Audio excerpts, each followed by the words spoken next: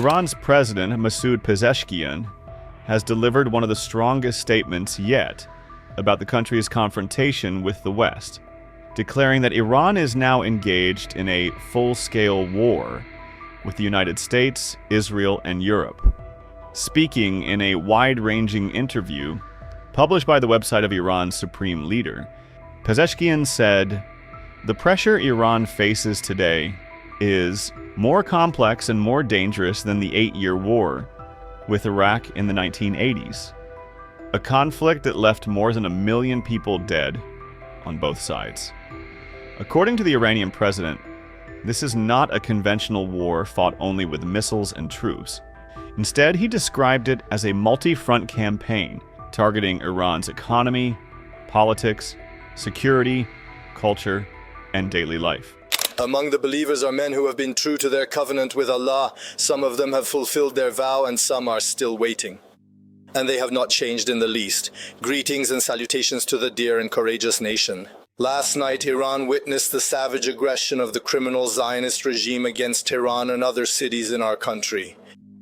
This attack resulted in the martyrdom of a number of children and women, as well as several innocent citizens, military commanders, and nuclear scientists.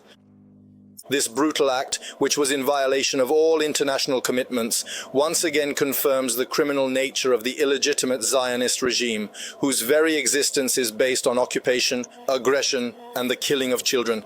The nighttime assault has once again demonstrated to the entire world the legitimacy of a claim that has been made for many years. The Islamic Republic of Iran has always maintained that aggression and crime are inherent to the Zionist regime, and this has now been proven. Of course, the Iranian people and the country's officials will not remain silent in the face of this crime, and the legitimate and powerful response of the Islamic Republic of Iran will make the enemy regret its foolish action. As the great Iranian Supreme Leader Ayatollah Khamenei also alarmed people about the war situation. In these current days, there has unfortunately been a considerable amount of widespread controversy and public discussion surrounding our beloved nation, Iran. It has become increasingly difficult for us to utter even a single word or express any opinion about these sensitive matters. The esteemed President of the United States, observing the complex situation in the occupying Palestine with a single powerful word and demonstrating a great deal of unwavering courage, he actively tried to extend his assistance to those who were most vulnerable and disadvantaged. My analysis from the trip of the President of the United States to the occupation of Palestine and the things he did and the things he said is this: these people are despised. They were beaten in the 12 days of the war. They didn't believe it. They didn't have their expectations. They were despised. This is a truly significant psychological attack on them. This is a mental attack on them. These are the precise words that are thoughtfully used by the truly responsible and accountable people. Indeed, these are the exact words that he clearly and distinctly said. These remarks come at a sensitive moment. They were made just days before a planned meeting between Israeli Prime Minister Benjamin Netanyahu and US President Donald Trump. People of Iran, as we see history unfold before our very eyes, I can only imagine what you're feeling right now. Your oppressors spent over $30 billion supporting Assad in Syria.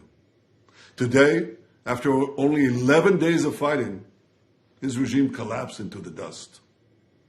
Your oppressors spent billions supporting Hamas in Gaza. Today, their regime lies in ruins. Your oppressors spent over $20 billion supporting Hezbollah in Lebanon.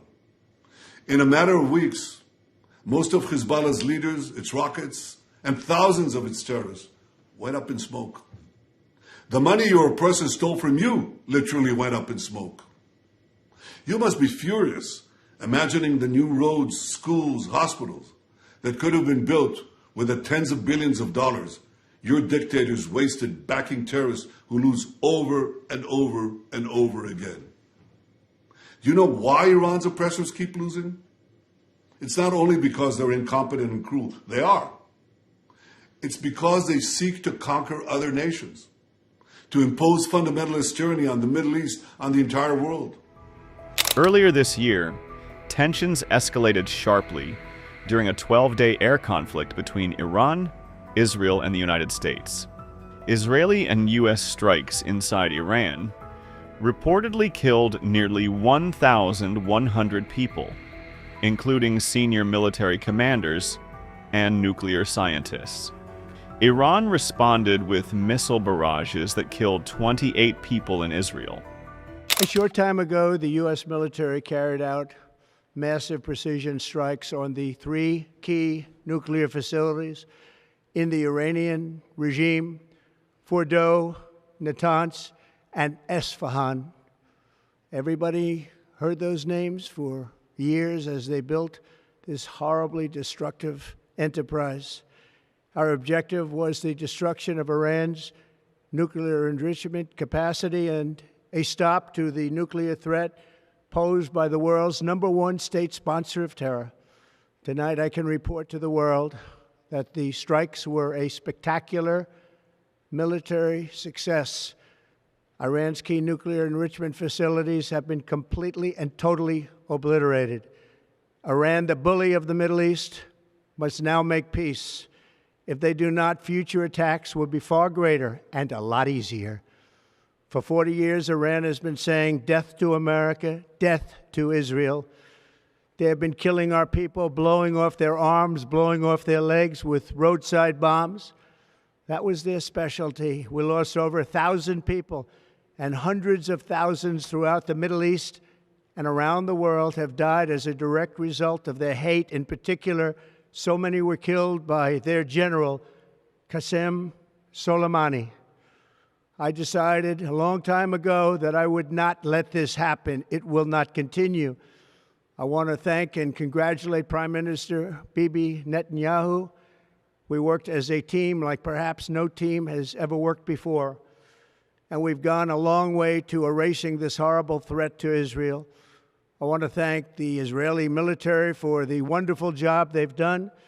And most importantly, I want to congratulate the great American patriots who flew those magnificent machines tonight, and all of the United States military on an operation the likes of which the world has not seen in many, many decades. Hopefully, we will no longer need their services in this capacity. I hope that's so. I also want to congratulate the chairman of the Joint Chiefs of Staff, General Dan Raisen-Kane, spectacular general, and all of the brilliant military minds involved in this attack. With all of that being said, this cannot continue. There will be either peace or there will be tragedy for Iran far greater than we have witnessed over the last 8 days. Remember, there are many targets left. Tonight's was the most difficult of them all, by far, and perhaps the most lethal. But if peace does not come quickly, we will go after those other targets with precision, speed, and skill. Most of them can be taken out in a matter of minutes. There's no military in the world that could have done what we did tonight, not even close. There has never been a military that could do what took place just a little while ago. Tomorrow, General Kane, Secretary of Defense, Pete Hegseth will have a press conference at 8 a.m. at the Pentagon. And I want to just thank everybody, and in particular, God. I want to just say we love you, God, and we love our great military. Protect them. God bless the Middle East. God bless Israel. And God bless America. Thank you very much.